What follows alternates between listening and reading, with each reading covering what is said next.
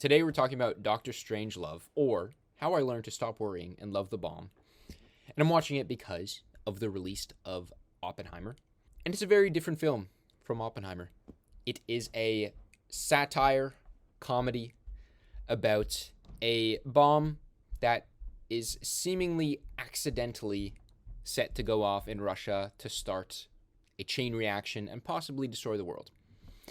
And so, the logline here. After an insane General Jack D. Ripper initiates a nuclear strike on the Soviet Union, a warm room full of politicians, generals, and Russian diplomats all frantically try to stop the nuclear strike.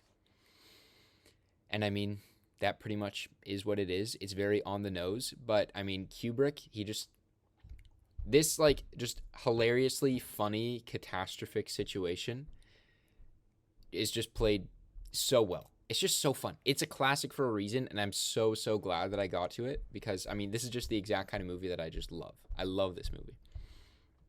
There's not many locations that we're going to.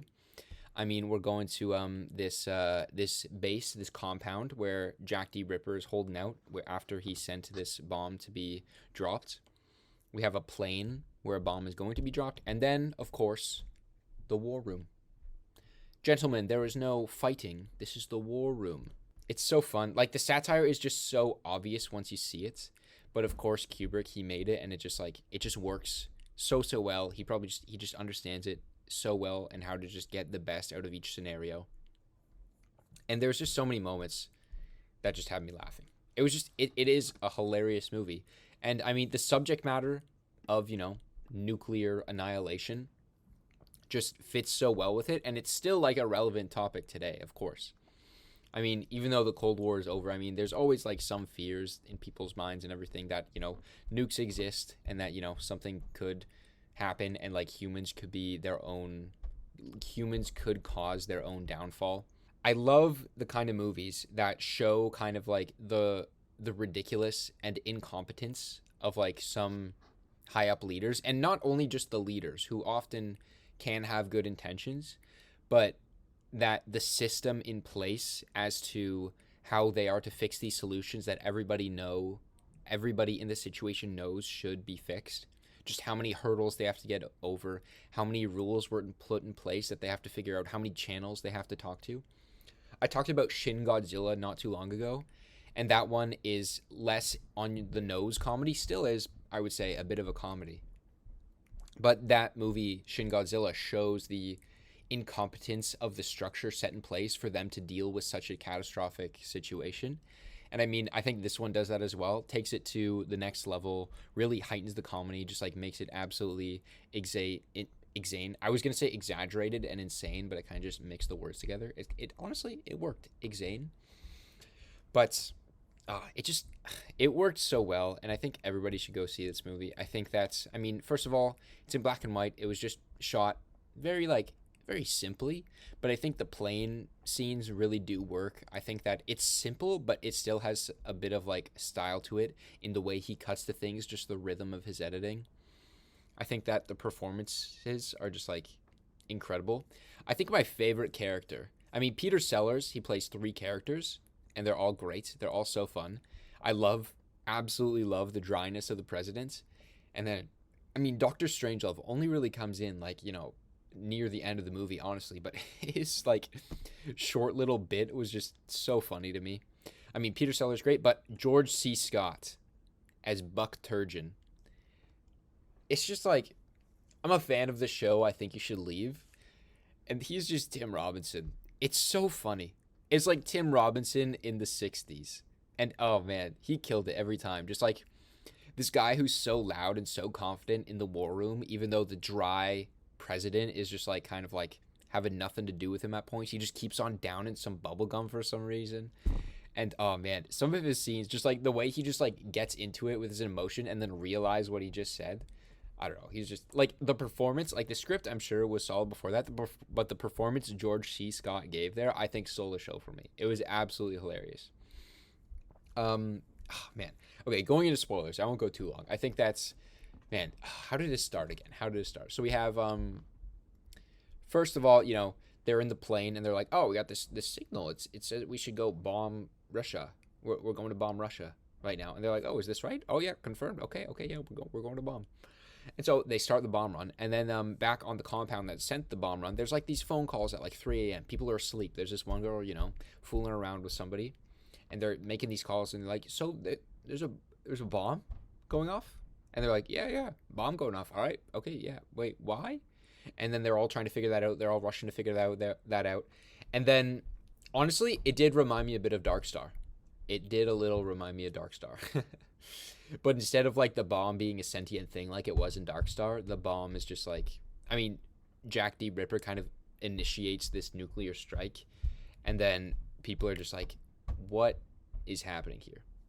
So after all that goes down, then we cut to the war room, of course, the famous war room with the president and his cronies, and then we have one Russian diplomat in there as well, and they're just having these conversations like so far away from what is happening, and they're realizing that, oh yeah, if this bomb goes off, the Russian diplomat says, yeah, then we have a fail-safe device that destroys the world and sends a bunch of nukes if we get bombed, and once it's armed, you can't unarm it, and if you try to unarm it, it blows up, and if a bomb drops, it goes off as well.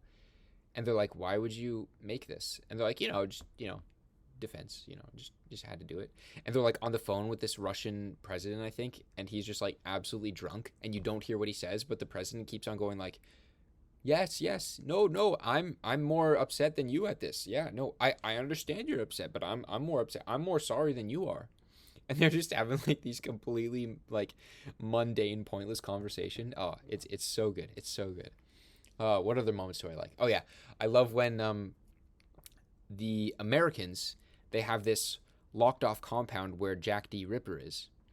And because this strike has gone off, they want to make sure the procedure is that all communications get blocked off. And so they have to go and raid their own compound and have this war with themselves because they're trying to let them know that it shouldn't have actually happened and communicate with the pilots. And they start to go in, and there's this giant sign that said, we're in the business of peace, or something like that. Peace is our profession. And they're just shooting each other. Literally, like, friendly fire, their own guys. They're just having this war.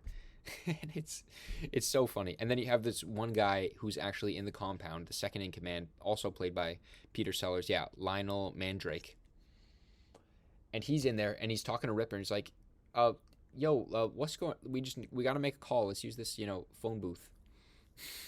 And Jack D. Ripper just keeps on talking about fluids.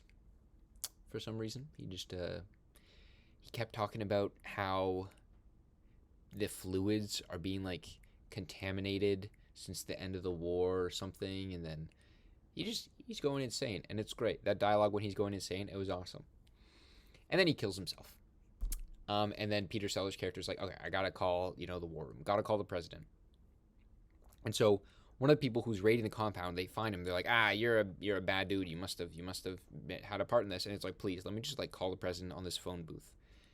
And he doesn't have enough change. He tries to get change from him. He's like, what do we do? What do we do? And then he tells him, shoot this vending machine, this Coke vending machine. And then the guy's like, you're gonna have to deal with an even worse power, the Coca-Cola company. Then they think that they've stopped everything. They think everything's fine. All the bombs are coming back. All the planes are coming back. A few of them were destroyed. They think all is well. But apparently there's one more that's still going. And it's the initial plane that got a little banged up, and his communication system doesn't work anymore. But they're going to get the job done because, they're American heroes. And then they get the job done. There's the iconic shot of the one guy with the cowboy hat on the bomb. Drops out of the bay doors, waving his hat everywhere. Blows up the world. Oh man, I mean, the movie works so well. It's so concise. It's 95 minutes. It's just so fun. It knows what it is. Stanley Kubrick, you can just feel, even though it's a satire, even though it's a comedy, it's just so smart, and it's so topical, and just this is what satire should be. It's just absolutely an amazing time. Highly recommend. And yeah, I mean, there's just not enough to be said about this film. It's just so good. I'm sure I would go back and find some things that maybe I missed before, and it was so fun. I really did enjoy it.